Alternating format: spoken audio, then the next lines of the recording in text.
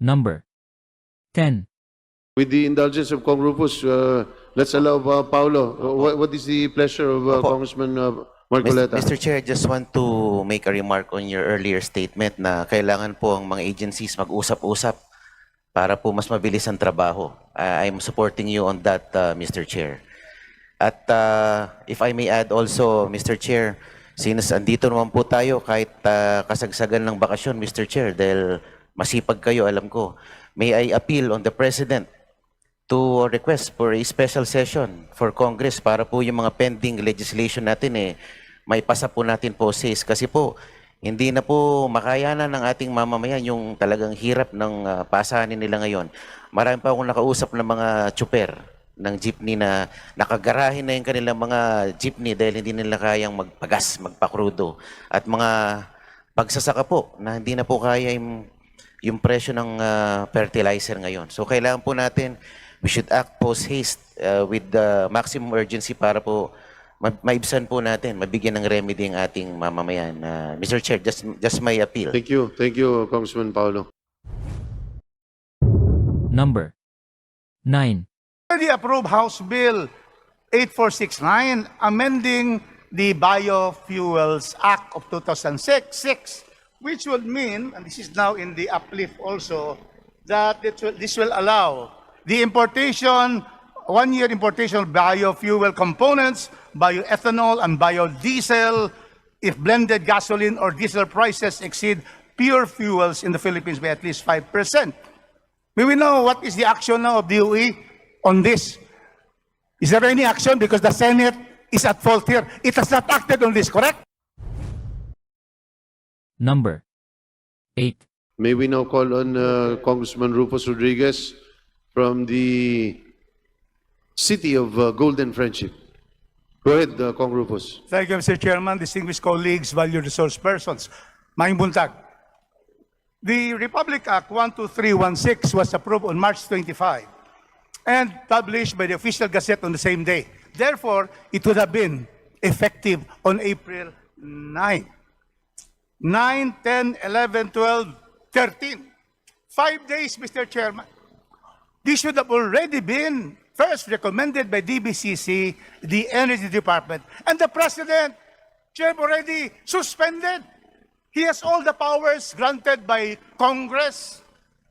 And we are saying that any delay, Mr. Chairman, will make our people suffer, especially the transport sectors and everybody, because of the rise of commodity prices. So I'd like to know, did we not consider this, DOE, DBCC, and the Office of the President, that we are already 5 days not yet suspended when it could have been done April 9 for our people, Mr. Chairman?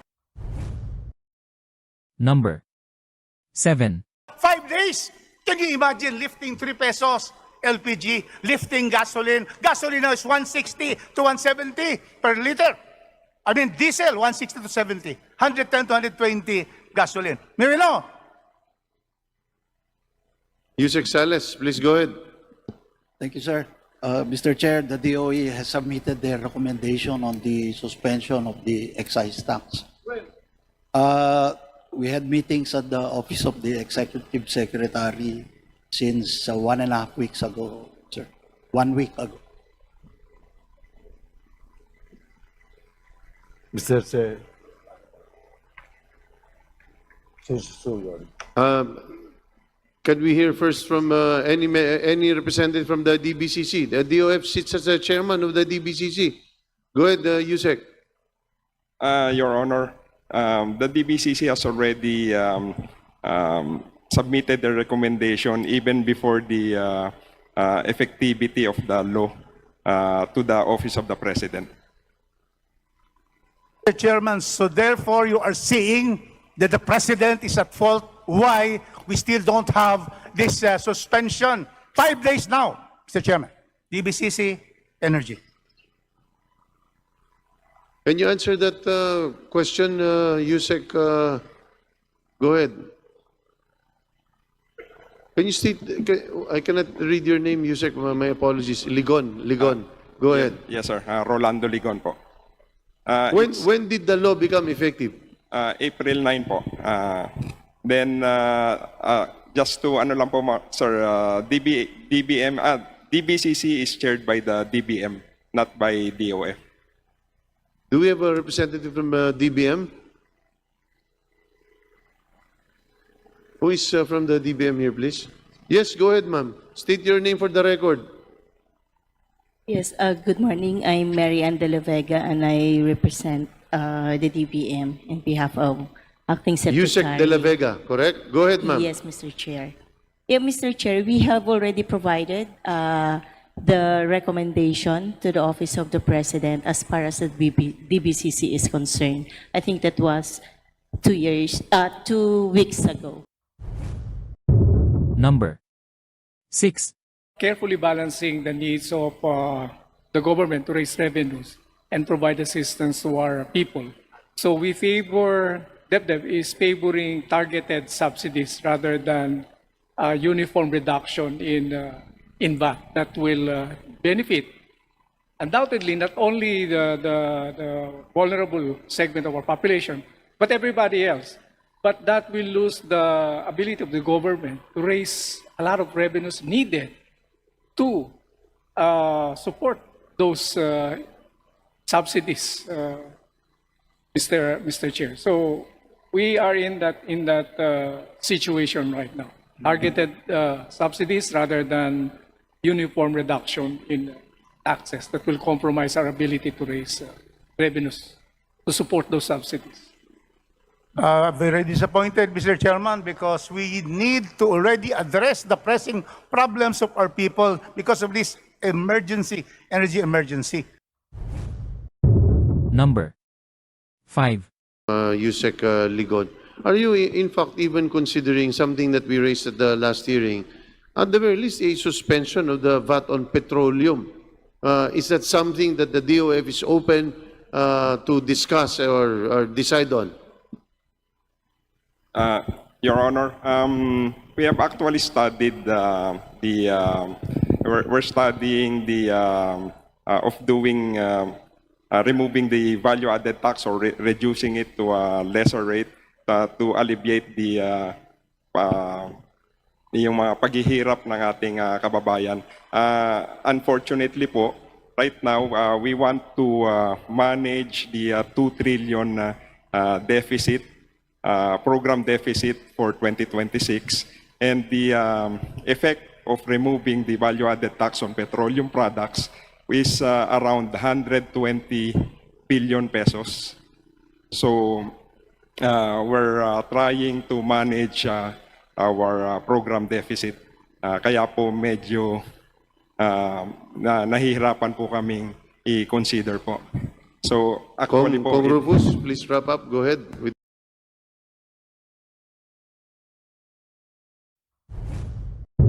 Number 4. Who is from the DBM here, please? Yes, go ahead, ma'am. State your name for the record. Yes, good morning. I'm Mary Ann de la Vega, and I represent the DBM in behalf of Acting Secretary. Yusek de la Vega, correct? Go ahead, ma'am. Yes, Mr. Chair. Yeah, Mr. Chair, we have already provided the recommendation to the Office of the President as far as the DBCC is concerned. I think that was 2 weeks ago. So what is happening, ma'am? Mr. Chair, we will abide by what's the final decision of the Office of the President because we have already given the scenarios as well as the options that can be adopted as far as the suspension of the excess tax is concerned. Would you know when the announcement is going to be made? We are not privy to that, Mr. Chair. Informally, what do you hear? I mean, you're working in those circles. So what is the impression that we get? Mr. Chair, based on the last meeting last week, the President is supposed to make the announcement within this week. A few moments later. Ikalawa, binawasan natin ang buwis sa produktong petrolyo na direktang ginagamit sa pang-araw-araw na buhay. Dahil April 14 na ngayon, when April 14 tomorrow, where the authorization, the authority that we asked from Congress begins to apply. Binawasan na natin ang buwis sa produktong petrolyo na direktang ginagamit na pang-araw-araw sa pang-araw-araw na buhay ng ating mga kababayan. So sa ilalim ng kapangyarihan na binigay sa atin ng batas, tinanggal ko na ang excise tax sa LPG at sa kerosene. Sa LPG at sa kerosene. Number 3. Congressman Leon Leviste, be gentle. Be gentle, anak, ha? Maraming salamat po, Mr. Chair. At sinusuportahan ko ang panawagan ng ating mga resource persons na pababain ang buwis sa langis. Ngunit 1.5 buwan na tayong nagdidiskusyon dito at kung hindi tayo mag-schedule ng botohan para pababain ang value-added tax sa aking pananaw, nag-aaksaya lang tayo ng oras dito. Kaya ayaw ko nang pahabain pa ang diskusyon.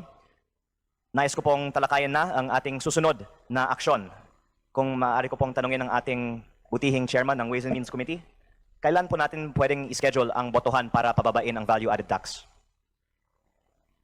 Pag-uusapan natin yan. Kasi ako gusto ko na rin eh. So pag-uusapan natin sa Committee on Rules and then tatapusin natin yung complete staff work. Tapos as soon as that is done, mapag-uusapan natin kaagad. Opo, nahihiya po ako kasi sa mahigit 5 cabinet members na nandito at sa daming mga undersecretary at presidents ng mga associations. Siguro, hindi naman natin kailangan talakayin pa na kailangan natin pababain ang buwis. Lahat naman sang-ayon dito. Pati dito sa Kongreso, Mr. Chair, nag-survey ako. Wala pa akong nahanap isang kongresista na umamin sa akin na tutol sila sa pagbaba ng VAT. Tinanong ko si Manong Rufus, in favor. Si Congressman Yap, in favor. Huwag mo na isa-isahin, sayang oras mo. Si Congressman Tino, in favor. Nag-roll call voting na tayo dito, Chair. Maraming mapagkunwari dyan, ha? Wawarningan lang kita, ha? Kaya importante, Mr. Chair, roll call yung botohan natin. Hindi yung pasikreto. Tama. At dapat malaman din ng taong bayan ano ang posisyon ng Kongreso. Kasi sinisisi tayo, Mr. Chair, eh.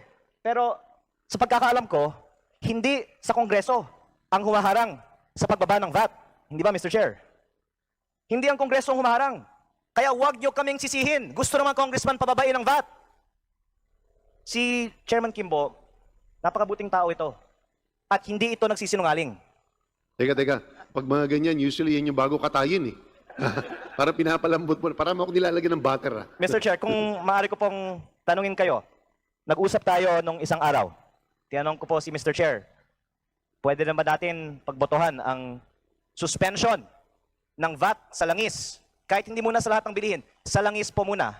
Ang sabi ninyo, Mr. Chair, may kumokontra sa kabinete. Sinabi ko ba yun? Mr. Chair, kung Lunes ngayon, ano? Kung hindi niyo po Bawal ang tatanggihan, pagsisinungaling, ha? papangalanan ko na lang po. Sinabi niyo po sa akin, ayaw kasi ng aking kababayang Batanggenyo pababain ang value-added tax sa mga bilihin o sa petroleum products. Pinangalan niyo po sa akin, si Executive Secretary Ralph Recto ang humaharang sa pagbaba ng value-added tax. Hindi ko maalala yan. Ang dami natin pinag-usapan. Napag-usapan ba natin yan? Opo, Mr. Chair. No, but levity aside, I think the question should be addressed to our economic managers Pero, because I think it's a very pressing matter, a pressing issue. Mr. Chair, I think yung Department of Finance kasi nagpahayag na ng kanilang posisyon. Natutol nga sila sa pagbaba ng value-added tax. At ang gusto kong i-get dito, yung separation of powers. Kasi ang Kongreso ay hindi naman dapat sunod-sunuran lamang sa ehekutibo. Kung gusto nating ipasa ang pagbaba ng VAT, hindi natin kailangan sundan ang rekomendasyon ng position paper ng Department of Finance na pinirmahan ni then Secretary Ralph Recto. Tama po, Mr. Chair. Hindi natin kailangan sundan ang DOF.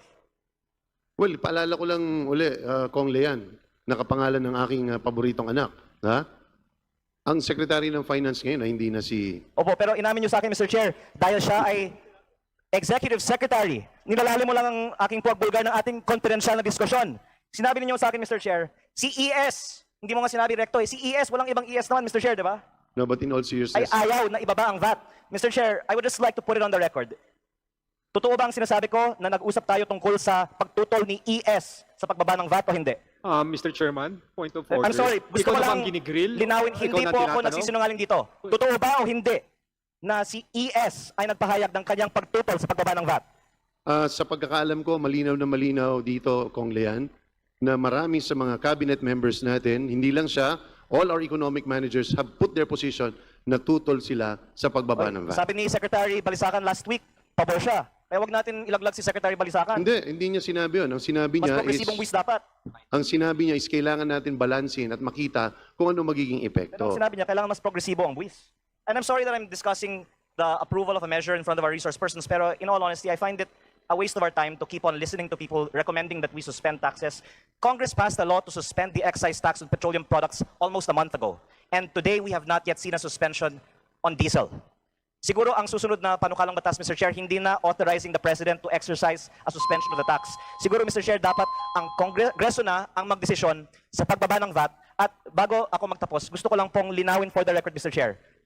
Isatabi na natin yung posisyon ng ibang mga miyembro ng kabinete. Totoo ba o hindi na minsan nagpahayag si Secretary Ralph Recto ng kanyang pagtutol sa pagbaba ng VAT? Totoo pa ba o hindi? Alam ko on paper malinaw sa DOF ang kanilang hesitation or at least pagtutol sa reduction ng VAT. At ang aking panawagan na lang po ay simple. Ang Kongreso ay hiwalay sa ehekutibo.